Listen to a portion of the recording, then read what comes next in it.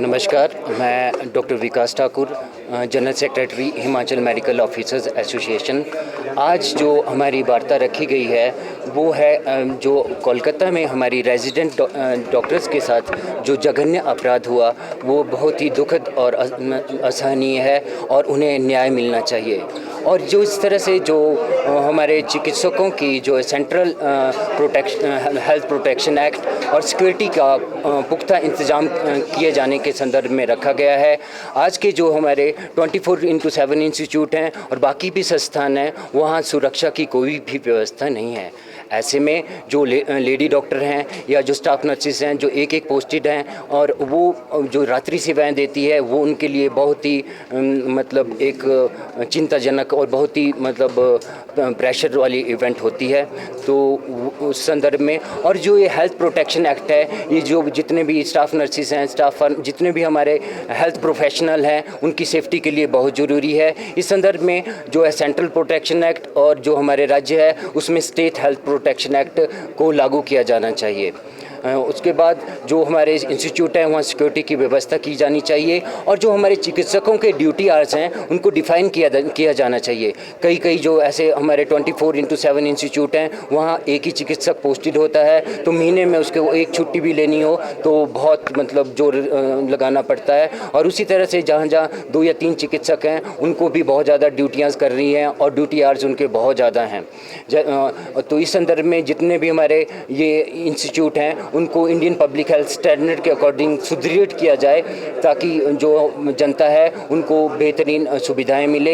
इस संदर्भ में इससे पहले भी जो है इन संस्थानों से चिकित्सकों की डेपुटेशन जो है अन्य जगह कर दी गई और उन जो सिविल हॉस्पिटल हैं, CHCs हैं, उनमें चिकित्सकों का ड्यूटी लोड भी बढ़ा।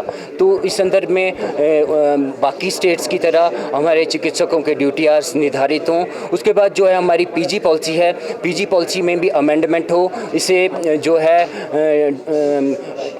इसका जो पीरियड रखा गया है उसको 1 से 4 साल रखा गया है, इसे घटाकर मिनिमम 2 साल किया जाए। और ये PG पॉलिसी जो है इंसेंटिव मार्क्स हैं वो उनके डेट ऑफ ज्वाइनिंग से काउंट किए जाएं। इसके बाद हमारी पहले की भी बहुत सी डिमांडें रही हैं, जैसे डायनेमिक एश्योर्ड कैरियर प्रोग्रेशन है, इसे सेंटर की तरफ पे लागू किया जाए। उसके बाद जो हमारे NPA है उसको भी केंद्र सरकार की तरह पुनः लागू किया जाए और प्रधानाचार्य और जो स्वास्थ्य अधीक्षक हैं उनकी शक्तियों को वापस किया जाए। और जो हमारे हेल्थ प्रोग्राम्स हैं उसमें जो हमारे प्रोग्राम ऑफिसर्स हैं वो मेडिकल ऑफिसर्स ही हैं, उनकी मिनिमम डिग्री जैसा कि उत्तराखंड या बाकी राज्यों में MBBS है, इस आधार पे हमारे प्रोग्राम ऑफिसर रखा जाए और बाकी विभागों के जो हैं उनको उनके रिस्पेक्टिव विभाग में भेजा जाए।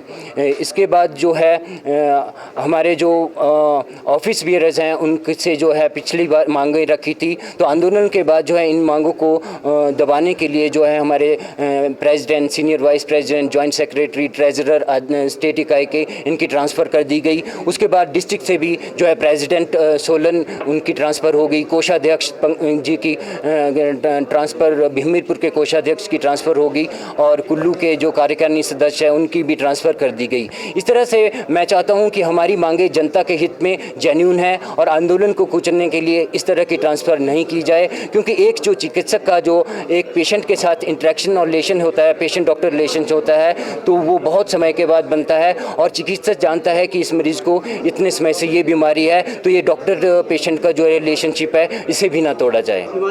हिमाचल में कोई भी चिकित्सकों की भर्ती नहीं हुई है और लगभग 400 से अधिक पद जो है रिक्त चल रहे हैं। और इसमें भी जैसे अब स्वास्थ्य विभाग से हमने कई बार सीनियरिटी लिस्ट मांगी तो स्वास्थ्य विभाग हमें सीनियरिटी लिस्ट देने में नहीं दे पाया है। इसकी भी कमेटियां बनाई गई तो उनकी कोई बैठक नहीं हुई। तो ये एग्जैक्ट जो स्टाफ पोजीशनिंग है वो मतलब सैकड़ों में है, जिसका जो टोटल इकाई हमें मतलब अभी तक नहीं मिली है।